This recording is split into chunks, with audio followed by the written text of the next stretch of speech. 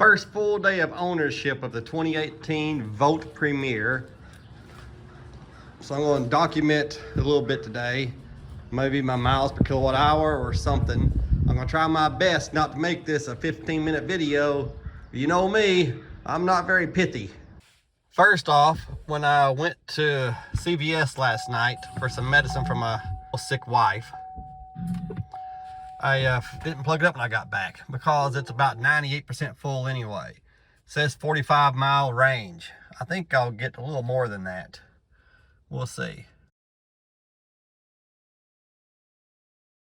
Going to work today, but not to work. I'm going for a safety meal. Every 3 months at the big box retailer I work for, if we don't have any accidents, they feed us. What is that on the screen? Man, there's the sun shining in right there. Anyway, they feed us every 3 months, and it's time for the safety meal. And yes, I'm going all the way to Paragould, 50 miles round trip for this because it's pork steaks from Mel's in Harrisburg. Oh my gosh, they're so good. The way they do it is, the first 3 months you go without an accident, they spend very little money. It's seriously like $4 a person. It's so little, they have to beg employees to bring stuff, and managers have to bring stuff as well. And every 3 months you go, they spend more and more. Well, we have incredibly gone over 1,000 days accident-free with 130 employees. It is amazing. And so the last few, they've got to spend a lot of money. You know, I'm thinking somewhere in the neighborhood of $20 a person. You know, something like that.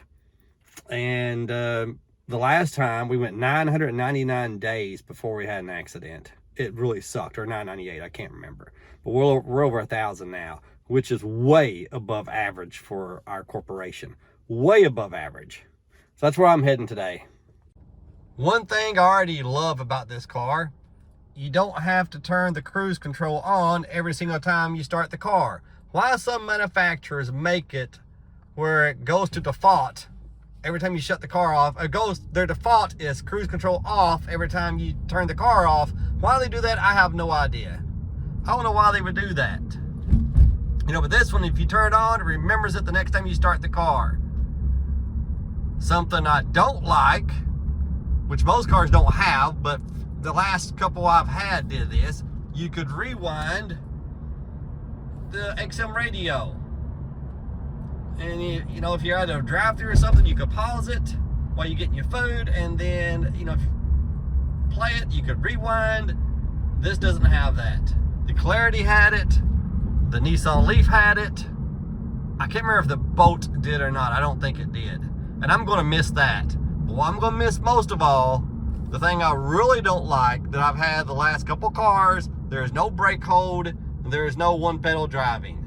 You can get it down using, there's pedals right back here. Paddles right back here. Not pedals, paddles.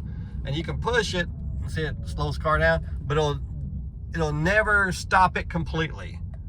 You'll get down to just a couple miles an hour, and unless you're the type to coast through stop signs, which I'm not, then that's gonna be it. You can't do that. You're gonna have to use your stupid foot. I've gotten used to one pedal driving, I guess. My wife hates it.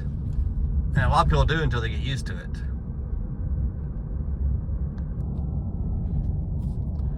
Now, I've driven about 3 miles. I didn't set the trip odometer. I should have, but I didn't. I've driven about 3 miles. It still shows 45 miles of range. You know, which I kind of figured that because I knew 45 was too small of amount of range for this car. You know. But we get up here on the highway and go a little bit faster. Whoop, one just dropped off finally, 44. We're going to burn through the energy a little bit more. Come to find out, I didn't have to worry about resetting my trip odometer. 26.1 miles. Now that includes since the last charge, which includes my trip to CVS, but that's okay, it's close enough. I'm serious, it was only about 3 miles total. You know, but 6.3 kilowatt hours used, 250 mpg. Of course, it's actually more than that, but that's how as high as it goes. I've always wondered in these cars, the Clarity topped out at $199. Is it so hard to write the software to top out at maybe $999? Because anything above that, you don't know what it is without using math. You know, which God forbid that, right? 45% of the battery used, and we can go another 29 miles. And we've gone 26. So that's 55 miles. And a good part of it was at 62 miles an hour. We're almost to my workplace. I'm gonna go in and get some good food and then head home. I'm gonna miss the way the Leaf, you could hit a camera button and it'd show the front of the car so you see how close you were to things like this. I'm gonna miss that, but look at this. I backed up just so I could show this again. I'm sorry about the way that's blinking. I'm not really sure how to fix it, but watch as I get closer. And I'm not watching through the camera, I'm watching through the windshield because I'm scared I'm gonna hit it. Look at that. See, I don't know exactly what that means. I think it means I'm getting darn close. I'm scared to go any further. Now it's at 2. You know, I need to find out what that means. Maybe it'll tell me how close I am to those goofy things. We are here, use 46% of the battery, 6.4 kilowatt hours. The weather is somewhere in the neighborhood of 64 degrees. Now, I'm pretty sure anytime it's between 60 and 80 or 85 degrees, I'll be able to get to work and back, which is 48 miles without using any gas. In the winter, no. Okay, let's see how close I was. You know, the second light had come on. Oh man, I saw a long ways. It's kind of hard to tell. Jeez. Could pull it up further. Make sure my tail end ain't sticking out. Nope. That is a beautiful color car. It's called Blue Mist, I think. I think it's called Blue Mist or something like that. Beautiful.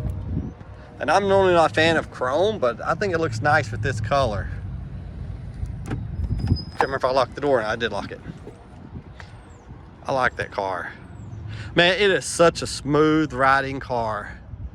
Every once in a while, it felt like there's a small knot on one of the tires. But I think that was the road, because it was just every once in a while.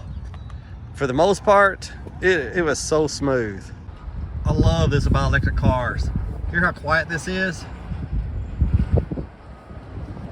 Stupid gas vehicle making all that noise. Listen to this, how quiet.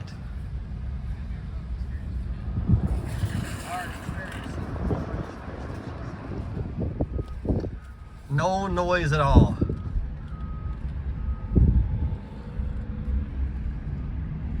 Belk. Don't call it Belks in front of my wife. Almost everybody calls it Belks. My wife would be like, it's not Belks, it's Belk, which is true. But everybody calls it Belks. But it's Belk. Belk. No, not plural. Man, look at this dump. Look at this dump. Man, this used to be, every one of them was busy.